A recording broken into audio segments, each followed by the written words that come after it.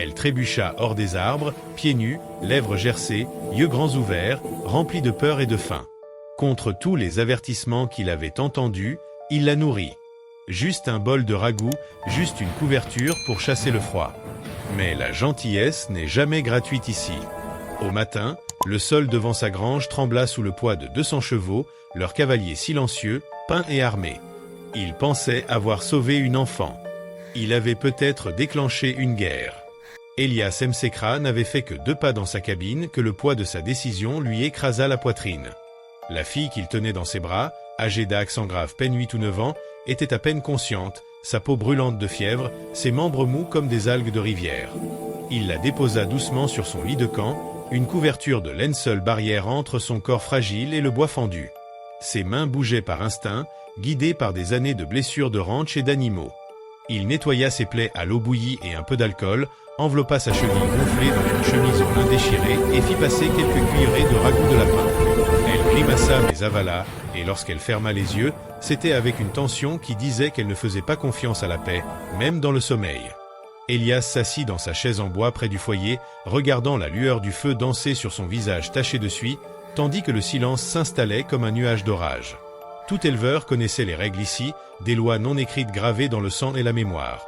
On ne les fait pas rentrer chez soi, on ne se mêle pas des affaires tribales et surtout, on ne touche jamais à l'enfant d'un chef. Il ne savait pas qu'elle en était un, pas avec certitude. Mais lorsque ses doigts effleurèrent le collier perlé sous son col, avec son motif sacré et son tissage précis, la peur s'enracina dans son ventre. Il avait vu des designs similaires portés par des aînés comanches, décrits avec crainte par des hommes en ville qui observaient de loin.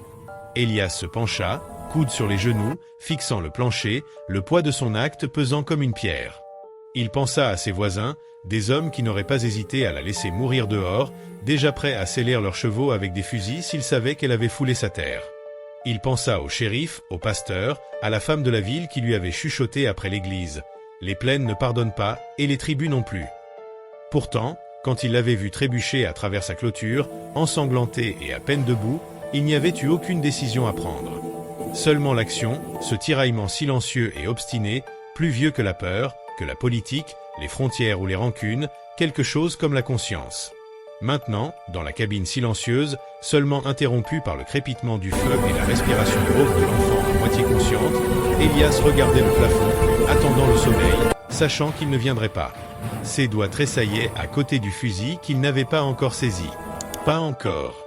Pas à moins qu'ils ne le doivent. Mais au fond, il savait déjà. On ne sauve pas une enfant comme elle et on repart indemne. Quelque chose allait arriver. La terre réagirait à cet acte. La seule question était comment. La lumière du matin traversa lentement les plaines, glissant à travers les volets en bois et projetant des ombres comme des barreaux. La fille remua, sa fièvre tombant mais la laissant tremper de sueur et trop faible pour lever la tête. Elias, animé plus par les nerfs que par le sommeil, lui apporta un chiffon humide et se pencha de nouveau, remarquant cette fois un éclat de couleur sous le col déchiré. Il souleva doucement le tissu pour révéler un collier partiellement caché, mais reconnaissable, perles tissées en boucles complexes de blanc, rouge et noir, avec un pendentif central sculpté en spirale. Ce n'était pas juste un bijou, mais un blason familial, porté uniquement par les descendants de Running Hawk, un chef de guerre redouté. Le cœur d'Elias battait fort, le feu dessinant des gouttes de sueur sur ses tempes. Ce n'était pas une simple enfant affamée. C'était la fille de quelqu'un d'important, et en la protégeant, en la nourrissant, en soignant ses blessures avec sa propre chemise, il avait franchi une ligne tracée dans le sol depuis des années de sang. Pour ce qu'il savait, son peuple croyait qu'elle avait été enlevée, et que lui n'était qu'un colon parmi d'autres, utilisant une enfant comme levier. Elias se leva lentement, marcha vers la fenêtre, écarta légèrement le rideau pour scruter l'horizon. Rien encore. Pas de poussière, pas de cavalier, mais peu importe. La question n'était pas s'il viendrait, mais quand et en combien. Le collier semblait vibrer de sa propre gravité, une alerte silencieuse trop ancienne pour des mots. Elias regarda la fille, recroquevillée dans sa couverture comme un animal blessé. Il ne connaissait même pas son nom. Mais elle venait de tout changer. La plaine était calme, mais son esprit, pas du tout. Que diraient les voisins s'ils savaient? Que ferait le shérif à la nouvelle? Et la famille de l'enfant? Le verrait-il comme une sauveuse ou un intrus?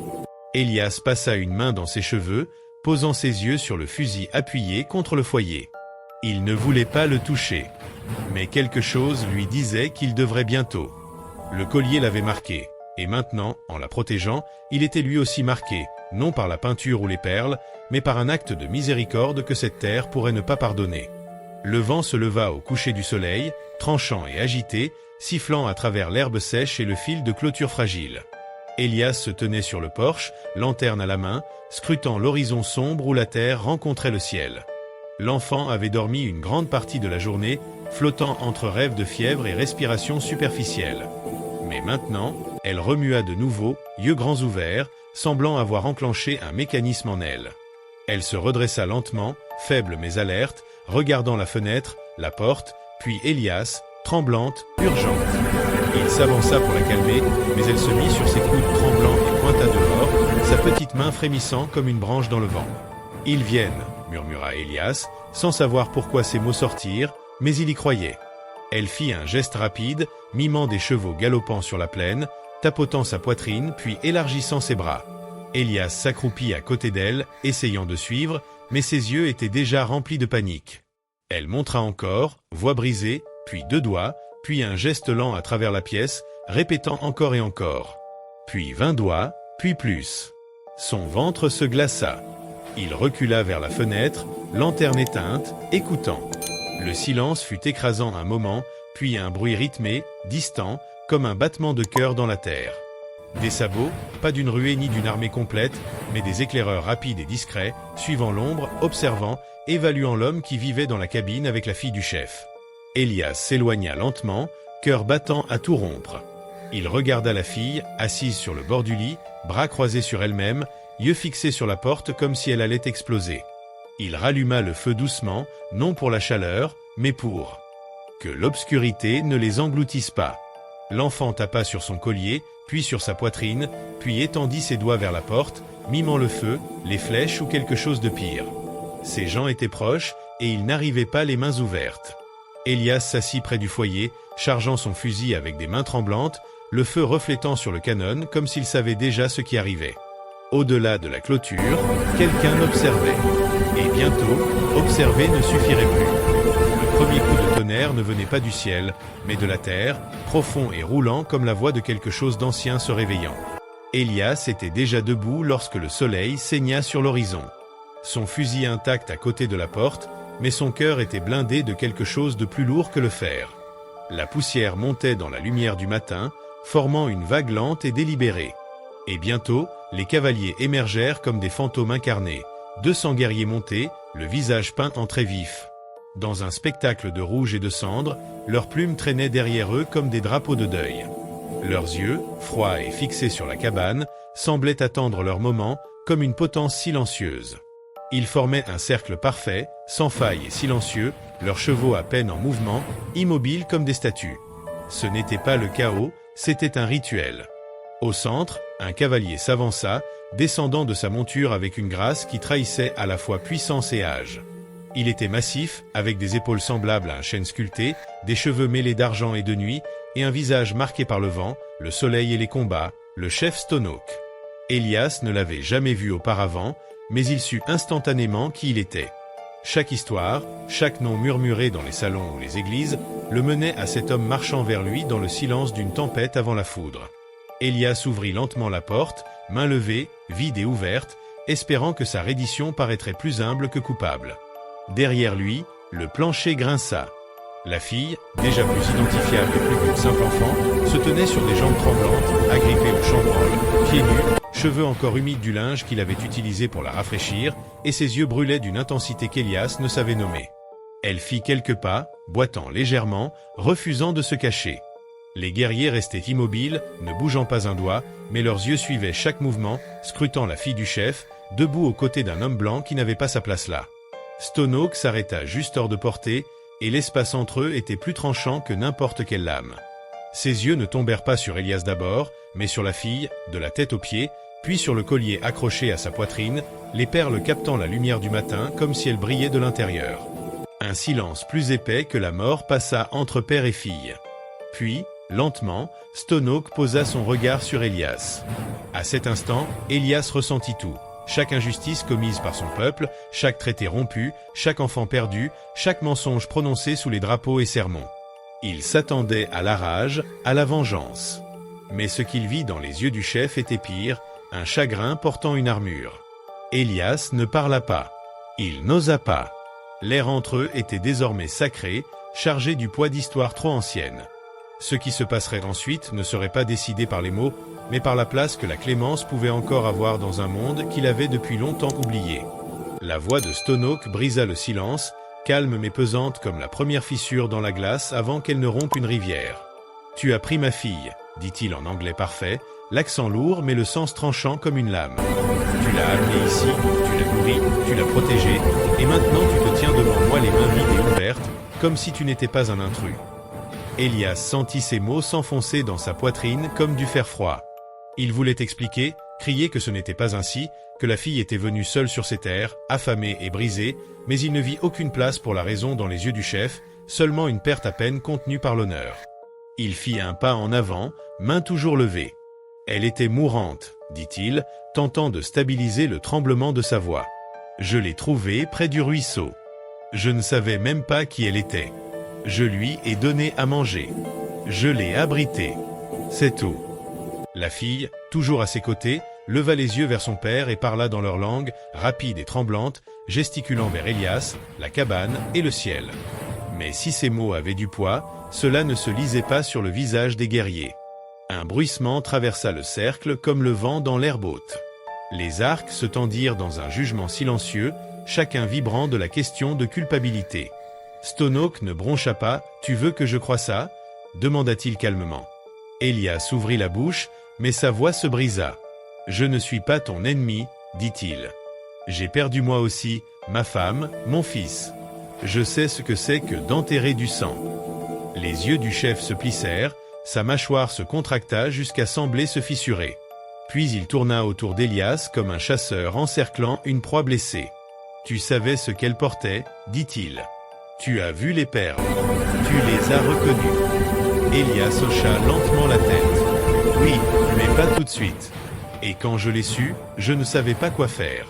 Je ne pouvais tout simplement pas la renvoyer. » Les guerriers restaient silencieux, immobiles, mais la pression dans l'air était étouffante, chaque souffle plus lourd que le précédent. La fille s'avança encore et prit la main de son père, chuchotant quelque chose.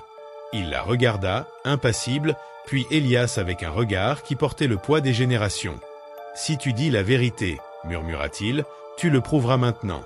Car si tu mens, si c'est un piège ou un stratagème caché derrière la clémence, alors je ne t'enterrerai pas. Je laisserai les corbeaux décider quel homme tu étais. » Derrière lui, 200 arcs restaient tendus, le son semblable à une respiration retenue. La terre elle-même attendait d'exhaler. Élias n'avait que quelques secondes. Une erreur, un faux pas, et le sang arroserait la terre avant que le soleil n'atteigne son zénith. Il ne parla pas tout de suite. Le poids des 200 arcs, le regard brûlant de Stonok, le silence terrifié de la fille, tout bloquait sa respiration. Puis, dans le calme, son esprit trouva un fil de vérité qui pourrait suffire à traverser tout cela. Lentement, avec des gestes mesurés, il sortit de la poche de son manteau un morceau de tissu, petit, effiloché, taché de terre et de sang, mais reconnaissable, le même tissu que la fille portait maintenant en haillons sur son épaule. « Je l'ai trouvé accroché à ma clôture, » dit-il doucement. « Je ne savais pas ce que ça signifiait jusqu'à ce que je voie les perles, mais je l'ai gardé, pensant que vous auriez besoin de le savoir. » Il le posa au sol entre eux, sans jamais quitter le regard du chef, puis recula, main levée. Stonok baissa les yeux sur le tissu, fronça les sourcils, s'avança, s'agenouilla et le prit avec révérence, effleurant les fibres comme si elle pouvait lui parler. La fille parla ensuite, voix douce, brisée, pleine d'émotion, s'élevant dans le cercle comme la fumée d'un feu sacré. Elle montra sa jambe, le bandage d'Élias, mimant d'être portée, nourrie, recouverte d'une couverture. Puis elle désigna Élias, touchant son cœur, puis le sien. Quelques guerriers bougèrent légèrement, curieux mais pas en colère. Stonok écouta, impassible, mais ses yeux, sombres et insondables, reflétaient quelque chose de plus complexe que la colère, un mélange de chagrin et de sagesse ancienne. Lorsqu'elle eut fini, elle se blottit contre son père, tremblante. Le chef posa doucement sa main sur sa tête, puis se tourna vers Élias, tenant toujours le tissu. « Tu lui as donné à manger, un abri. Mon peuple n'oublie pas la gentillesse, dit-il lentement. Mais il n'oublie pas non plus la tromperie. Les arcs restèrent tendus, le cercle intact, mais l'air changea légèrement, la menace de violence s'éloignant un peu. Élias expira par les dents serrées, la sueur coulant le long de son dos. Il n'était pas encore en sécurité, mais pour la première fois depuis l'aube, il n'était pas déjà mort. Le cercle retenait son souffle alors que la fille s'avançait, sortant de l'ombre de son père avec une détermination qui contredisait sa démarche chancelante et son épuisement. Sa voix, lorsqu'elle se fit entendre, était claire, précise, montant comme le premier chant d'un oiseau dans un champ gelé. Elle raconta, dans sa langue, non pas une histoire de fuite ou de sauvetage, mais de douleur partagée. D'une main tremblante, elle sortit la photo usée qu'Élias gardait, d'une femme et d'un garçon, les bords adoucis par les années, et la montra à tous, décrivant comment il la regardait nuit après nuit, comme si c'était la seule chose qui le maintenait en vie. Les guerriers murmurèrent, intrigués. Elle montra sa jambe, Élias, le bol de ragoût, la couverture chaude, et la manière dont il l'avait protégé du froid. Ses gestes devinrent plus lents, plus précis, et elle plaça sa main sur sa poitrine, puis sur celle d'Élias, racontant ainsi une histoire de compassion et de connexion humaine, devant 200 témoins silencieux. Ils ne pouvaient pas comprendre ces mots, mais leur effet fut immédiat.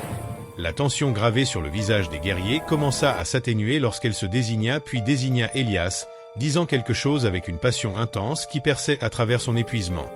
Même le chef Stonok pencha la tête, regardant sa fille comme s'il la découvrait à nouveau.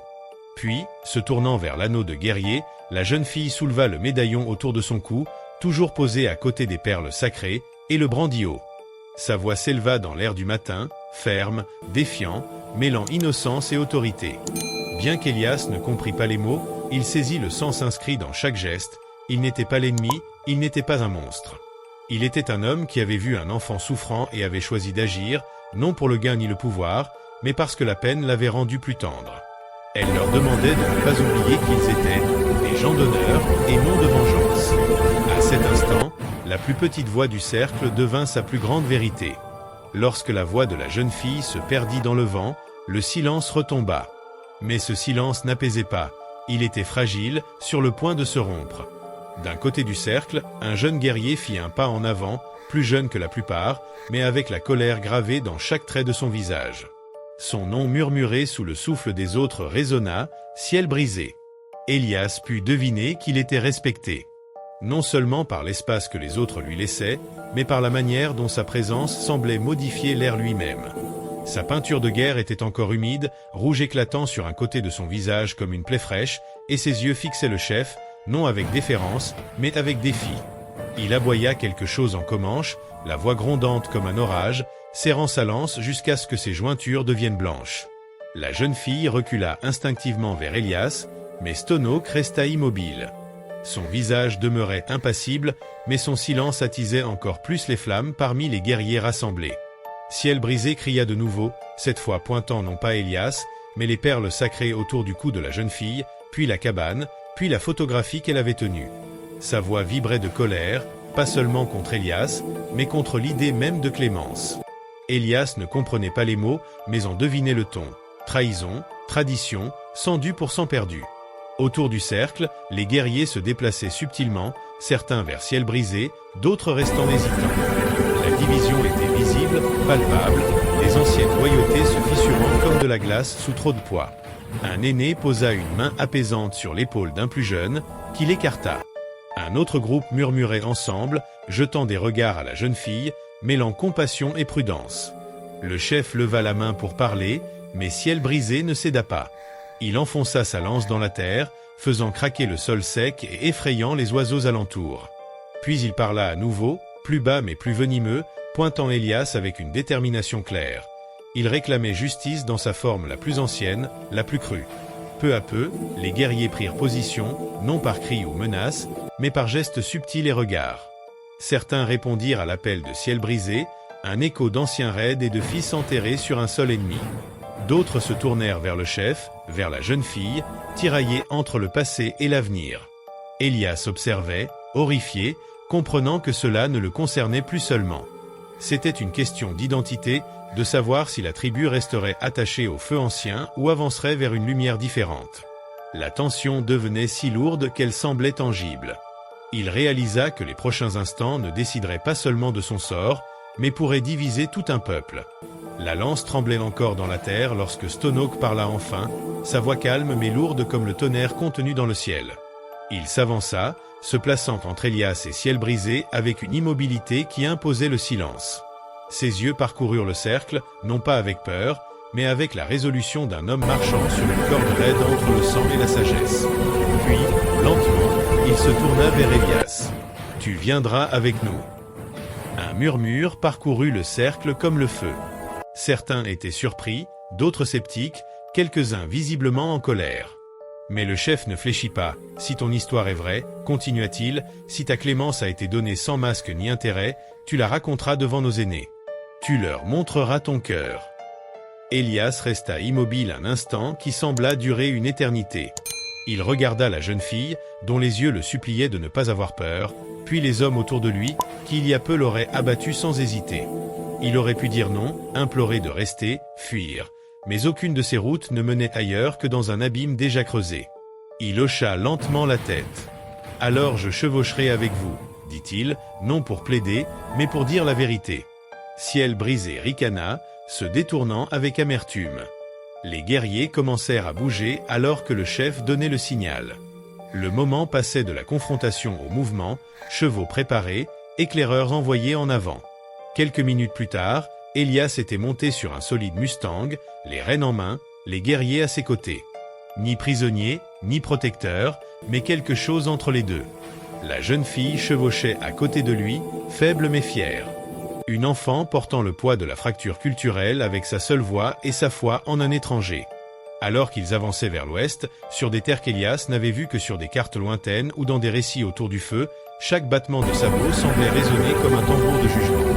Le voyage fut long et silencieux, seulement ponctué par les appels des éclaireurs et les commandes murmurées du chef. Ils traversèrent des canyons gravés de symboles sacrés, des forêts intactes par les haches des colons, et une rivière dont l'eau scintillait comme de l'obsidienne polie. Élias avait vécu en bordure de ce monde, mais désormais il y entrait pleinement, dangereusement. Sans chaîne ni lame sur son dos, il ne s'était jamais senti aussi vulnérable.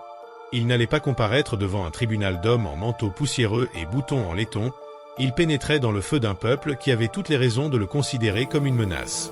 Et pourtant, au fond de lui, quelque chose bougeait, une lueur d'espoir, discrète mais vivante. Le soleil était déjà derrière les falaises lorsqu'ils atteignirent le village, où la lumière du feu dansait comme des esprits dans le vent, et l'odeur du cèdre flottait dans l'air.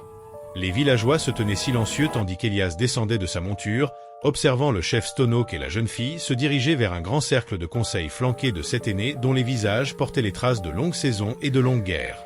Aucun mot superflu. Aucun spectacle. Seulement la vérité exposée. Stonehawk parla d'abord, racontant la disparition de sa fille, la chasse qui s'ensuivit, l'anneau de guerrier autour de la grange d'Élias. Puis vint Ciel brisé, ton aigu, argumentant que la tradition exigeait justice par le sang ou l'exil. Mais lorsque la jeune fille entra dans la lumière du feu, chaque murmure s'éteignit. Avec une clarté défiant son âge, elle raconta l'histoire d'un être humain qui l'avait portée lorsqu'elle ne pouvait marcher, nourrie lorsqu'elle n'avait rien mangé depuis des jours, parlait avec douceur même sans partager de mots. Elle décrivit la photo d'Élias, comment elle avait vu la douleur dans ses yeux, et senti, même en tant qu'étrangère, qu'il portait lui aussi une perte qu'aucun enfant ne devrait connaître. Lorsqu'elle prononça son nom, ce n'était pas à distance, c'était avec un sentiment d'appartenance. Les aînés écoutèrent sans interrompre. Quand Élias fut invité à parler, il ne plaida pas, ne se défendit pas. Il raconta simplement la vérité, l'avoir trouvée près du ruisseau, entendu le battement de sabots et compris le danger, mais avoir choisi de prendre soin d'elle malgré tout. « Je ne l'ai pas fait pour mériter la confiance, dit-il, pas pour être vu comme un homme bon. Je ne pouvais simplement pas la laisser mourir. » Après un long silence, l'aîné se leva. Homme aux yeux de silex et à la voix comme le vent sur la roche. Peu de mots, mais lourds de sens, la clémence offerte sans rien attendre est le plus rare des courages. À la surprise de tous, il tendit une plume blanche à Élias, symbole non de pardon mais de protection. Les membres du conseil acquiescèrent un à un. Stonehawk se tourna vers Élias, « Tu n'es plus un étranger ici. Tu es frère pour ma fille. Tu es ami de mon peuple. Et si quelqu'un venait à toi dans le besoin, perdu, affamé ou effrayé, tu feras comme pour elle. » Élias ne hésita pas, je le jure. Les villageois murmurèrent, non de peur, mais avec l'espoir prudent. Cette nuit-là, Élias ne dormit pas seul avec son fusil. Il s'assit près du feu, avec ceux qu'il avait un jour considérés comme un danger, partageant nourriture, histoire et quelque chose de plus ancien que le langage. Le face-à-face devint légende, et quelque part dans l'ombre entre les mondes, un seul acte de clémence avait changé la carte pour toujours.